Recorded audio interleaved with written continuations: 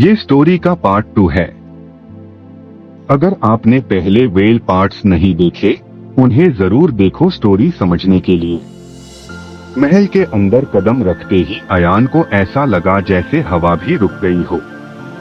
चारों तरफ सुनहरी दीवारें थीं, लेकिन उस सोने की चमक में भी एक अजीब सा सन्नाटा छुपा था। फर्श पर उसके कदम पड़ते ही टक टक की आवाज गूंज रही थी, जैसे पूरा महल उसकी मौजूदगी को नोट कर रहा हो।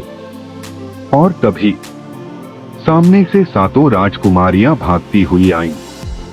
उनके कपड़े रेशमी थे, चेहरे खूबसूरत, मगर आंखों में ऐसा डर जैसे मौत पीछे खड़ी हो। सबसे बड़ी राजकुमारी ने कांपती आवाज में कहा, तू यहाँ कैसे आ गया? अयान घबरा गया। मुझे नहीं पता मैं कहाँ हूँ। एक बूढ़े ने मुझे यहाँ भेज दिया।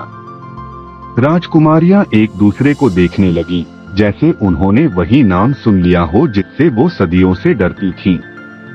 बहराम, दूसरी राजकुमारी फुसफुसाई। अयान ने चौंक कर पूछा, आप लोग उसे जानते हैं? सबसे बड़ी राजकुमारी ने धीरे से सिर हिलाया। वो जादूगर है, और वो इंसानों को यहाँ सिर्फ एक काम के लिए भेजता है। अयान का गला सूख गया। किस काम के लिए? राजकुमारी ने उसके करीब आकर कहा, इस महल के नीचे एक तहखाना है, और उसमें एक बंद दरवाजा। उस दरवाजे के पीछे है ऐसा खजाना जिसे पाने के लिए वो तुझे मरने तक इस्तेमाल करेगा। ये सुनते ही अयान की सांसें तेज हो गईं। महल की दीवारों पर लगी मशालें अचानक तेज जलने लगी, और जैसे ही रोशनी बढ़ी, अयान ने देखा कि दीवारों पर अजीब सी लिखावट बनी हुई थी। वो लिखावट अरबी जैसी थी, लेकिन उसके अंदर लाल रंग की चमक थी, जैसे किसी ने खून से लिखा हो। राजकुमारी बोली, यहाँ हर चीज जादू से बंधी है। अगर जिन्नों के राजा को पता चला कि तू यहाँ आया है, तो तुझे जिंदा जला दिया जाएगा। अयान डर गया। तो फिर मैं क्या करूं? राजकुमारियां उसे तेजी से अंदर ले गईं। एक बड़े कमरे में जहां चांदनी की रोशनी खिड़की से अंदर गिर रही थी। कमरे में खुशबू थी, लेकिन उस खुशबू में भी किसी पुराने दर्द का एहसास था। सबसे छोटी राजकुमारी रोने लगी। हम यहाँ कैद हैं सालों से, और हर इंसान जो यहाँ आता है वो कभी वापस नहीं जाता। अयान ने पहली बार महसूस किया कि ये महल सिर्फ खूबसूरत नहीं, ये एक कब्र है। और तभी महल के बाहर से एक जोरदार गरज सुनाई दी। जैसे किसी ने दरवाजे पर पहाड़ पटक दिया हो। 7 राजकुमारियां कांप उठीं। सबसे बड़ी राजकुमारी चीख पड़ी, वो आ गया, जिन्नों का पहरेदार। अयान ने बाहर देखा। आसमान पर काले बादल घूम रहे थे, और दरवाजे के पास धुएं से बना एक विशाल साया खड़ा था, और उस साये की आंखें लाल थीं। अब सवाल ये था, क्या अयान भाग पाएगा, या ये महल उसकी कब्र बनने वाला है? अयान की टांगें कांप रही थीं। दरवाजे के बाहर खड़ा वो साया धीरे धीरे अंदर आने लगा, और हर कदम के साथ जमीन हिल रही थी। धम्मा धम्मा। महल की दीवारों से धूल गिरने लगी। राजकुमारियां अयान को खींचकर पीछे ले गईं। सबसे बड़ी राजकुमारी ने फुसफुसाकर कहा, चुप रह, सांस भी मत लेना। अयान ने देखा, कमरे के एक कोने में एक पुराना पर्दा लटक रहा था। राजकुमारियों ने उसे वहीं छुपा दिया। पर्दे के पीछे अयान की सांसें तेज थीं, लेकिन वो मजबूर था, क्योंकि बाहर मौत चलकर आ रही थी। दरवाजा खुला, और अंदर आया एक विशाल जिन्न। उसका शरीर धुएं और आग से बना था। चेहरे पर 2 बड़े सींग और आंखों में लाल रोशनी। उसके हाथ में एक लोहे की जंजीर थी जो जमीन पर घिसटते हुए आवाज कर रही थी। जिन्न ने कमरे में कदम रखा और दहाड़ा, मैंने इंसान की गंध सूंघी है। उसकी आवाज इतनी भारी थी कि अयान के कानों में दर्द होने लगा। राजकुमारियां जमीन पर झुक गईं। सबसे बड़ी राजकुमारी बोली, मालिक, यहाँ कोई इंसान नहीं आया। जिन्न ने आंखें सिकोड़ ली। झूठ, ये महल इंसानों के लिए नहीं है।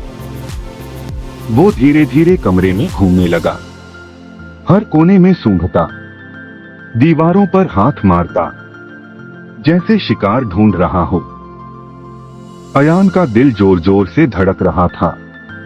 उसे लगा अब बस वो पकड़ लिया जाएगा। लेकिन तभी सबसे छोटी राजकुमारी ने अचानक रोते हुए कहा, मालिक, हम आपकी गुलाम हैं। हम झूठ क्यों बोलेंगी? जिन्न पलटा और उसकी तरफ बढ़ा। उसकी आंखें और लाल हो गईं। तू बहुत बोलती है। और उसने जंजीर हवा में घुमाई। छन्न।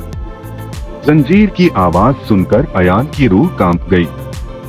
लेकिन राजकुमारी ने खुद को संभाला और बोली, अगर आप चाहें, हम आपको नाच दिखाएं। ये सुनते ही जिन्न का चेहरा बदल गया। वो हंसा और उसकी हंसी में आग की चिंगारियां उड़ने लगी। हाँ हाँ हाँ, ठीक है, नाचो। राजकुमारियां मजबूरी में नाचने लगीं। उनके चेहरे पर आंसू थे, लेकिन शरीर मजबूर था। और अयान पर्दे के पीछे से सब देख रहा था। उसकी मुट्ठियां भींच गईं। उसने पहली बार महसूस किया कि ये राजकुमारियां सिर्फ डर से नहीं कांपती, ये रोज मरती हैं। कुछ देर बाद जिन्न थककर बैठ गया। उसकी आंखें आधी बंद होने लगीं। राजकुमारियों ने धीरे से इशारा किया, भाग। अभी। अयान धीरे धीरे बाहर निकला। उसके कदम बिल्कुल हल्के थे, जैसे वो हवा में चल रहा हो। लेकिन तभी ठक, उसके पैर के नीचे एक छोटी सी धातु की कटोरी गिर गई। आवाज पूरे कमरे में गूंज गई। जिन्न की आंखें खुल गईं। इंसान। उसने दहाड़ मारी और अयान की तरफ झपटा। अयान ने बिना सोचे दौड़ लगा दी। राजकुमारियां चीखीं। सीढ़ियों से नीचे। तहखाने में। अयान भागता हुआ सीढ़ियों से नीचे उतर गया। पीछे से जिन्न की दहाड़ और जंजीर की आवाज आ रही थी। और नीचे अंधेरे में एक विशाल दरवाजा था। उस दरवाजे पर लिखा था, जो अंदर गया वो वापस नहीं लौटा। अयान का शरीर कांप गया। लेकिन पीछे मौत थी।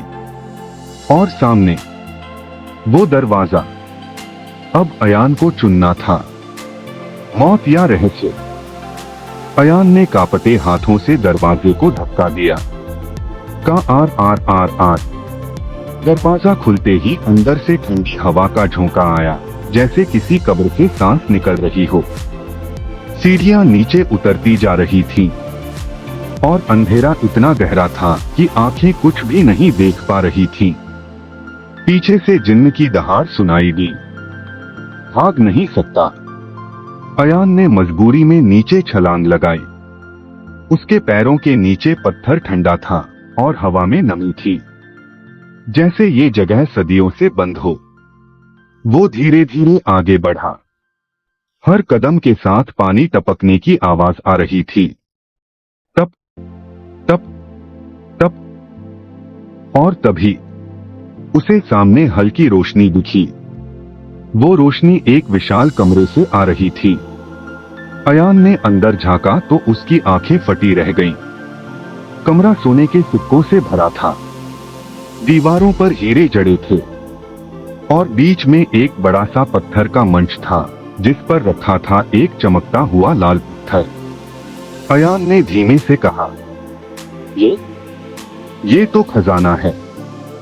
लेकिन तभी उसके पीछे एक आवाज आई, तू आखिरकार पहुंच ही गया। अयान पलटा। वो बूढ़ा जादूगर बहराम। उसकी आंखों में वही चमक थी, लेकिन अब वो मुस्कुरा नहीं रहा था। उसका चेहरा कठोर था और हाथ में एक जादुई छड़ी थी। अयान कांप गया। तुम यहाँ कैसे? बहराम हंसा। मैंने ही तो तुझे यहाँ भेजा था। ये जगह मेरी है। अयान गुस्से से चिल्लाया, तुमने मुझे धोखा दिया। मुझे मारने के लिए भेजा था। बहराम ने छड़ी उठाई। मारने के लिए नहीं, इस्तेमाल करने के लिए। उसने मंच की तरफ इशारा किया। उस लाल पत्थर को उठा। अयान ने डरते हुए पूछा, क्यों? बहराम की आवाज गूंज उठी, क्योंकि उस पत्थर के नीचे एक मुहर है, और वो मुहर सिर्फ इंसानी खून से टूटती है। अयान का चेहरा पीला पड़ गया। तुम क्या कहना चाहते हो? बहराम धीरे धीरे आगे बढ़ा। तुझे अपना खून देना होगा, तभी मैं उस दरवाजे को खोल पाऊंगा। अयान ने पीछे हटते हुए कहा, नहीं, मैं नहीं करूंगा। बहराम ने आंखें लाल कर ली। तो फिर मर जा। उसने छड़ी घुमाई। फूस। हवा में आग का गोला बना और अयान की तरफ आया। अयान ने तुरंत खुद को बचाने के लिए पास पड़ा एक लोहे का ढाल उठा लिया। धम्मा। आग ढाल से टकराई और दीवार से जा लगी। पूरा कमरा कांप उठा। अयान को समझ आ गया, अब ये लड़ाई जिंदगी मौत की है। उसने पास पड़ी एक तलवार उठाई जो खजाने के बीच दबी थी। तलवार पर जंग लगी थी, लेकिन वो भारी थी और तेज भी। बहराम हंसा, तू मुझे मार नहीं सकता। मैं सदियों पुराना जादूगर हूं। अयान ने दांत भींचे। आज मैं तुझे खत्म करूंगा। और अगले ही पल अयान ने तलवार से हमला कर दिया। अब इस तहखाने में सिर्फ एक ही इंसान जिंदा बचेगा। तलवार हवा में घूमी। शिंग।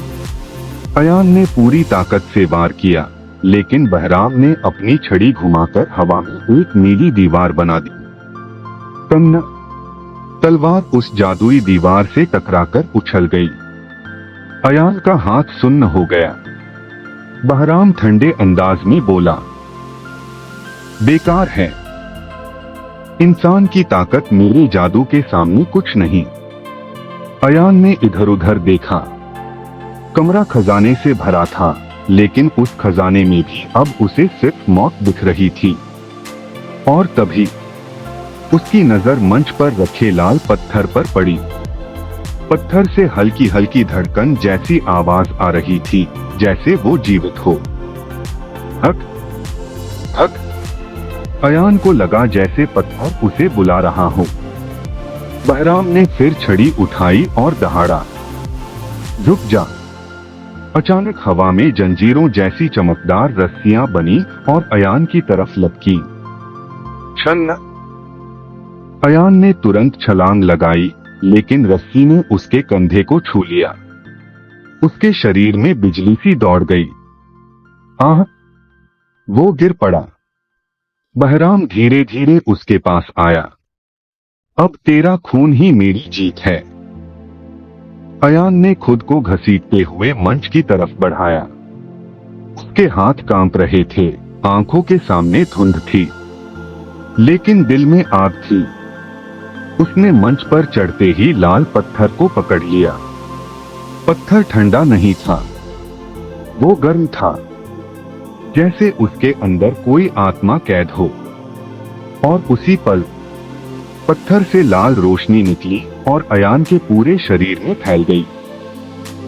अयान की आंखें चमक उठी। बहराम रुक गया। नहीं, ये नहीं हो सकता।